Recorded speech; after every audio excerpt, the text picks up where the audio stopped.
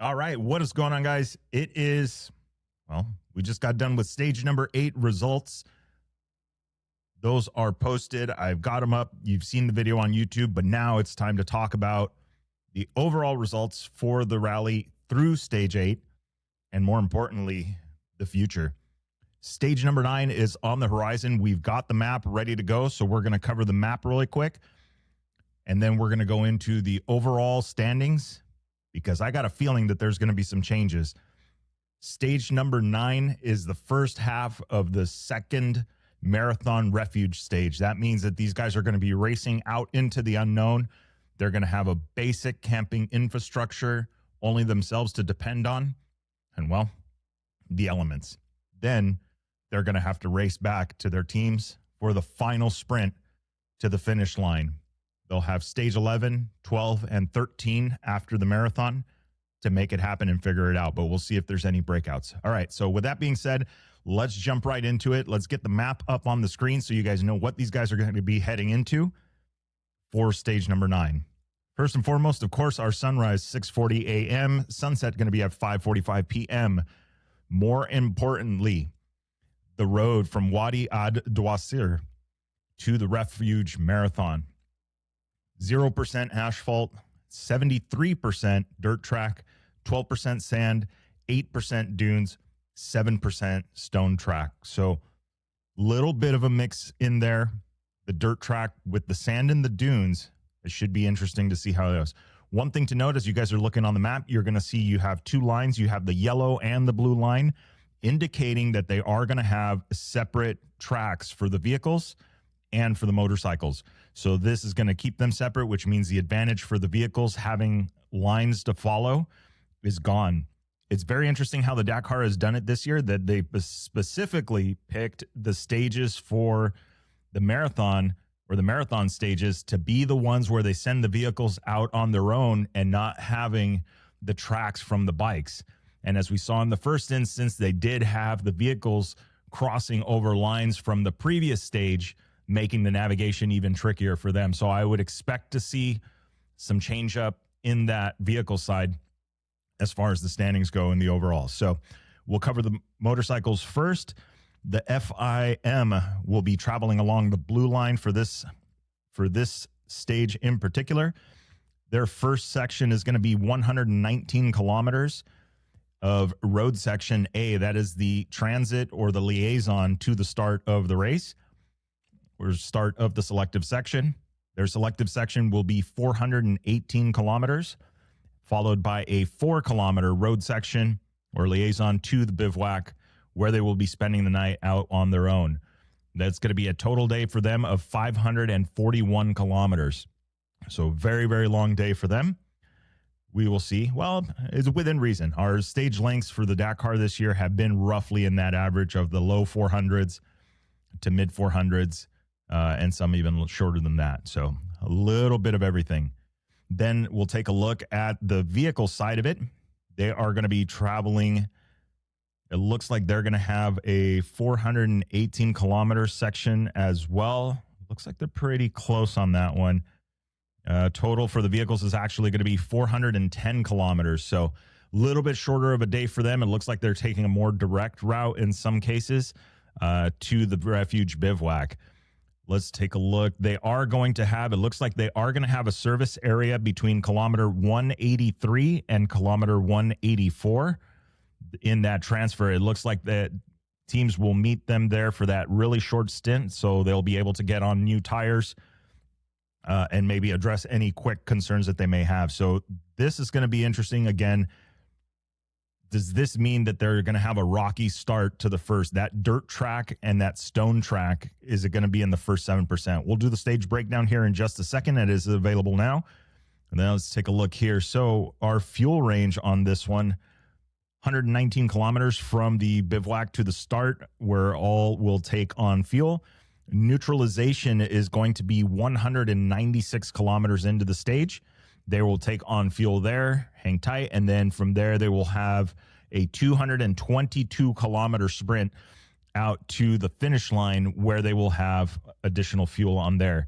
They will have to fill up at that fuel because they will have to use that same fuel to make it all the way to the fuel on day number 2 of the marathon, or stage 10, which is going to be 122 kilometers into that day. So that will be for tomorrow's stage number 10.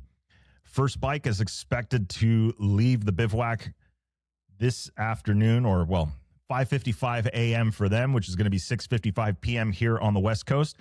First bike from the start is expected at 7:40 a.m., which is going to be 8:40 p.m. for us here on the West Coast.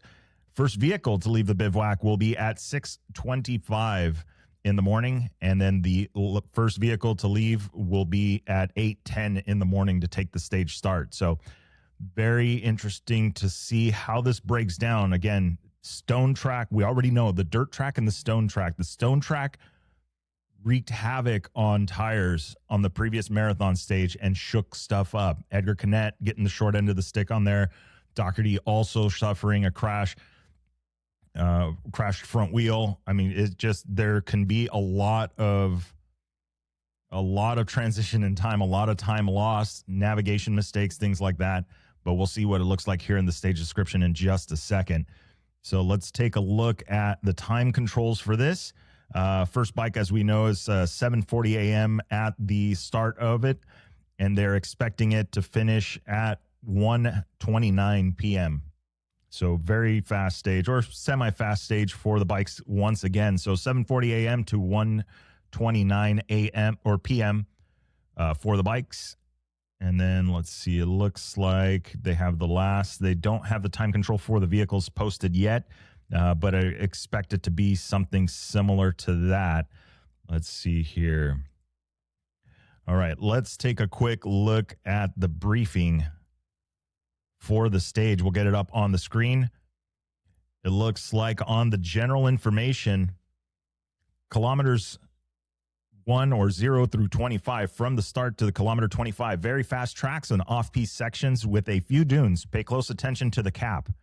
Okay, so some tricky navigation there. If they're telling you to pay attention to the cap heading, that means your compass heading and making sure you're pointed in the right direction. 25 to 40, slower rocky tracks with the presence of vegetation. This is where we will see some of that rock stuff begin to come into play. It's early on in the stage. Obviously, they're going on with new mousses and tires. It will be interesting to see the lessons learned from the third stage and fourth stage when they did the first marathon. It'll be interesting to see if they learned anything from that and if they're preparing for the worst. Obviously, you want to have a good run on the tail end of this because it's then the sprint to the finish. So any downtime on the second half of this could be really brutal. I think the first half of this marathon, we may see some more conservative. We may even see some of the leaders up at the top, some of the faster guys maybe do a little bit worse just to not have to lead out and make sure that they conserve their tire, make sure that they conserve the bike for this last stint to the race. And it's not so much that the bike won't be ready to go by the end of stage 10. It's more about what kind of a bike they will be riding on the second day. If they injure the bike or vehicle on the first half of the marathon stage and they don't have the tools or the means to be able to repair it overnight in the marathon or in the bivouac or in their refuge bivouac, they have to deal with that the entirety of the next stage, which could mean a lot of lost time, and it could be the end of the rally for some of the guys up top. So we'll see how that continues. All right, let's get back to it here. Okay, 25 to 40, we know slower, rocky tracks and presence of vegetation. Kilometers 40 through 88, fast to very fast tracks across plateaus. Then the route drops back into the valleys that can be rocky at times, with a few isolated hazards where the pace regularly alternates. So slow, fast, and some rocks. Kilometers 88 through 129, the track returns to the plateaus with a few off-piste sections. Navigation requires attention. The sector is very fast with vegetation present.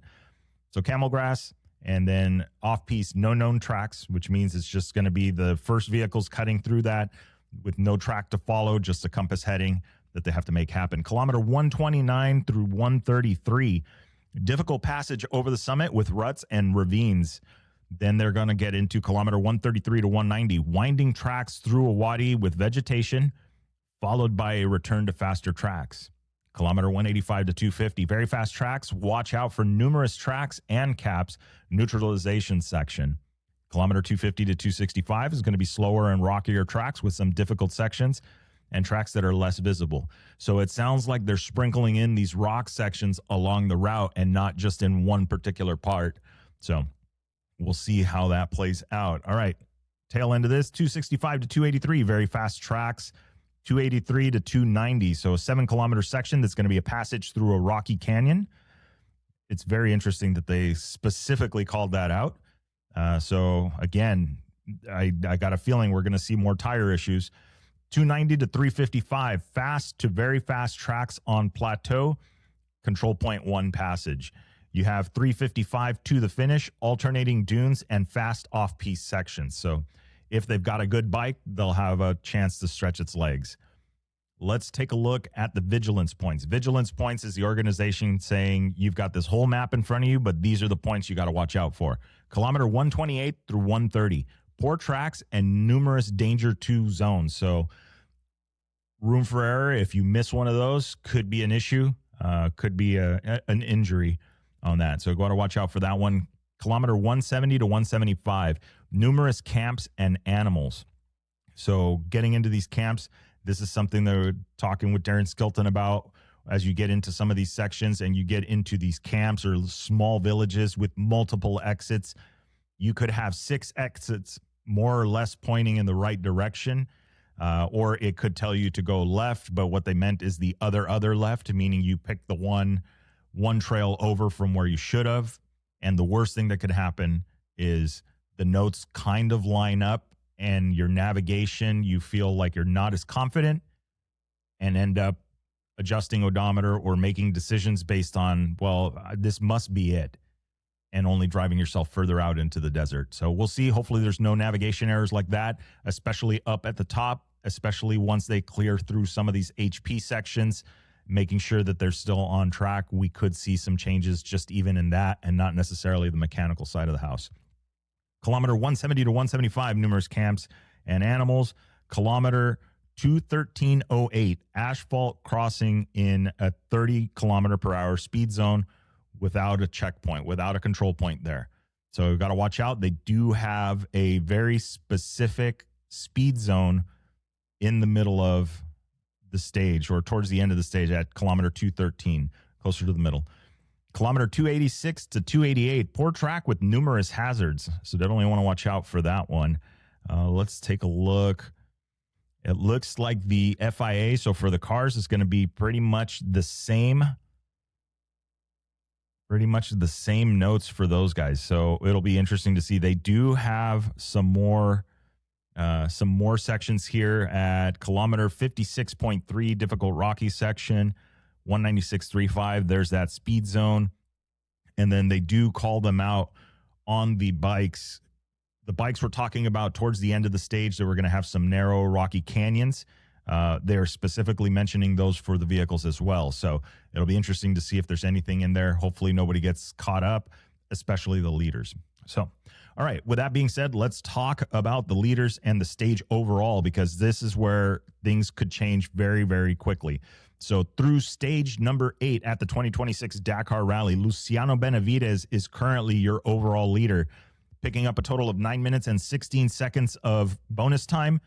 He is on the Red Bull KTM factory racing bike with a time of 33 hours, 18 minutes, and 50 seconds. Behind him, Daniel Sanders with an additional 16 minutes of bonus time, but a 6-minute penalty has got him exactly 10 seconds out of that lead.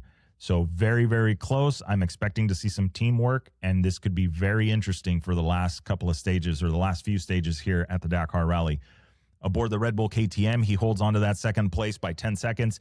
In the number 3 spot, Monster Energy Honda rider Ricky Brabeck, with a bonus time total so far of 12 minutes and 59 seconds, is 4 minutes and 47 seconds back. Within striking distance, could be interesting to see how this. Ricky Brabeck has had a really consistent performance so far. I wouldn't expect to see anything different, but he could be poising and just getting ready to strike for these last stages at the Dakar Rally. Tasha Sharena in the number 4 spot, Monster Energy Honda, he is going to be 20 minutes and 13 seconds back, followed by Skylar Howes in the number 5 spot, Monster Energy Honda. He is going to be 41 minutes and 6 seconds back. Nacho Cornejo in the number 6 spot currently, 45 minutes and 58 seconds back, followed by Adrian Van Beveren in the number 7 spot on the Monster Energy Honda. He is going to be 1 hour, 3 minutes, and 13 seconds back. Ross Branch in the number 8 spot, Hero Motorsports Team Rally, is 1 hour, 55 minutes, and 2 seconds back, followed by the rookie Preston Campbell in the number 9 spot, Monster Energy Honda. He is 2 hours, 1 minute, and 28 seconds back. Tony Mullick, the number 2 in the Rally 2 category, is going to be trailing 2 hours and 11 minutes to the leader, but 10 minutes, just under 10 minutes behind Preston Campbell, the current leader of the Rally 2 category. We'll talk about them in just a second.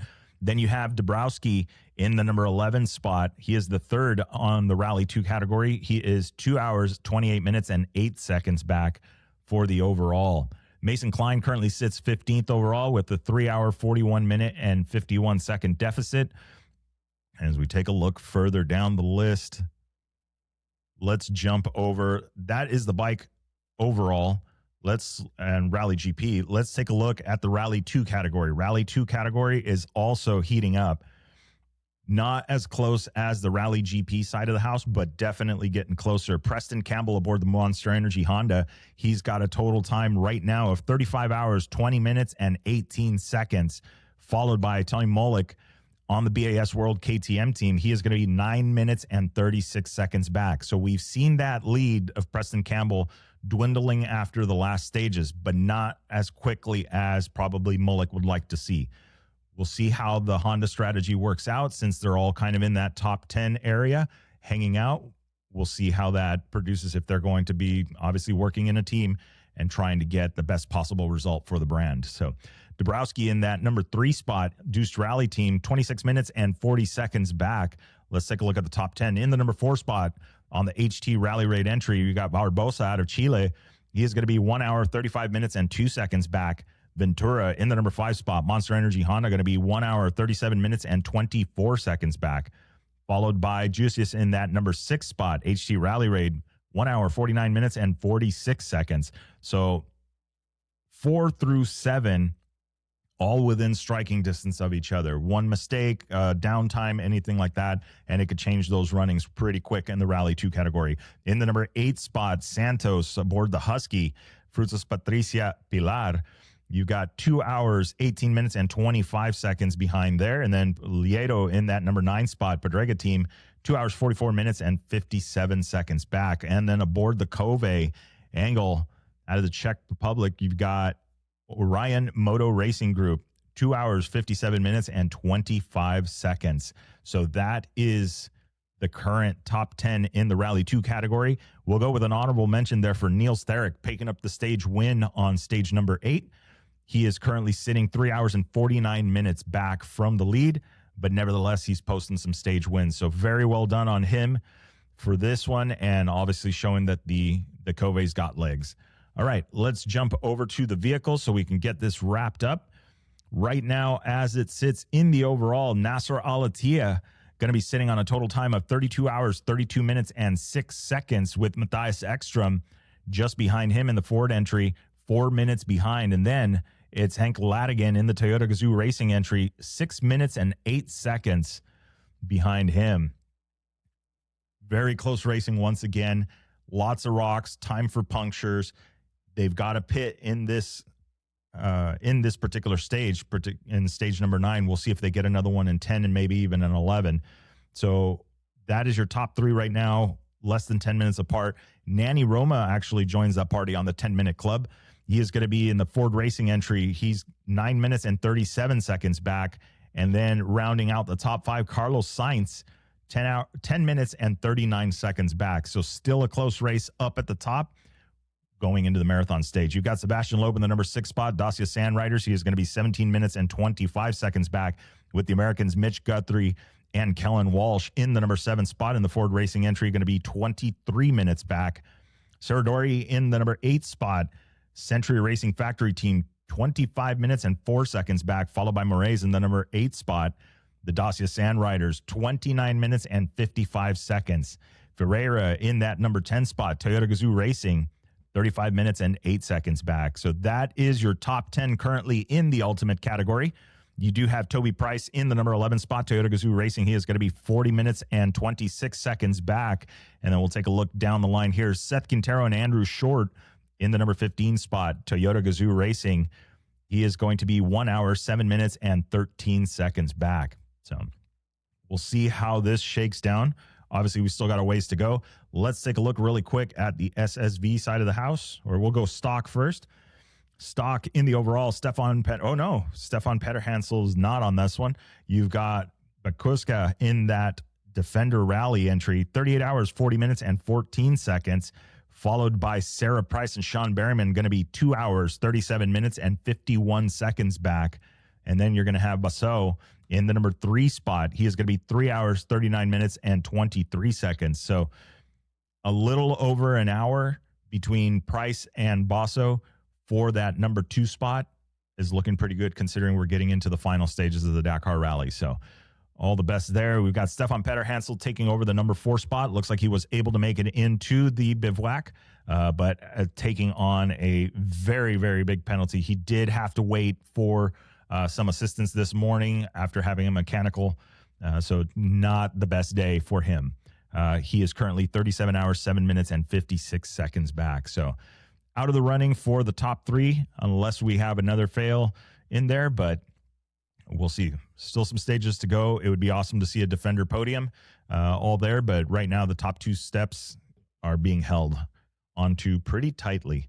All right, let's look at the SSV category and how that looks right now as it sits through stage number 8. Brock Hager and Max Eddy in the Loeb Frey Media Motorsport entry, Razor Factory Racing, 36 hours, 46 minutes, and 28 seconds for them, followed by Montero in the Can-Am Factory team, 47 minutes and 9 seconds back. Then you have Cheney and Argybright in the number 3 spot, 51 minutes and 27 seconds back. So what I see is a battle for second. We're looking at just over 4 minutes between second and third. So this is going to heat up towards the end. We may have 2 American teams, 1 and 2, in the SSV category. So we'll see how that shakes down. Let's take a look down the line. You have Xavier Dissol Trey in the number 4 spot. He is going to be 1 hour, 25 minutes, and 11 seconds back, followed by Chaleco Lopez in the number 5 spot, 1 hour, 50 minutes, and 1 second back. Anjoar in that number 6 spot. These guys in the Can-Am, 2 hours, 11 minutes, and 19 seconds back, followed by Ferrioli in the number 7 spot, 2 hours, 57 minutes, and 35 seconds back. Christopherson in the number 8 spot, another Razor Factory Racing Loeb Frey Media Motorsport entry, 3 hours, 20 minutes, and 41 seconds, followed by Visay in that number 9 spot, another Loeb Frey Media entry, 3 hours, 46 minutes, and 14 seconds. And then rounding out the 10, you have Diaz out of Portugal, Sandtag Racing, 4 hours, 8 minutes, and 41 seconds. So a lot to be done tomorrow. A lot of work for these guys as they get into the first leg of the marathon stage. There's some rocks, there's some canyons, and there's some places to get lost. So we'll see if there's going to be any changes into this stage, and especially on the other side of it, if we're going to see anything happen as far as the times go. Obviously, as we've talked in rally, it is very, very easy to lose time. Things as simply as leaving the bivouac in the incorrect place, speeding on the highways where you shouldn't be, or coming in hot on a section, especially with that section that they put into the road book that's a 30 kilometer per hour speed zone. Now that speed zone could be really, really short, and if you're not paying attention, you could blow right through it. Now, most cases, in at least here in North America, your entry speed into that speed zone can multiply your penalty. So if these guys miss the entry into this and come in way over, they could be racking up a pretty huge penalty. So we'll see how it goes. It's not the first time we've seen we've seen speed zones in the middle of nowhere. Could be a camp, could be something there that they are not allowed to run through at race speeds, and it could be a very challenging thing. So we'll see how this shakes down. Again, we've got stage number 9 coming up tonight. for us here on the West Coast. That is going to be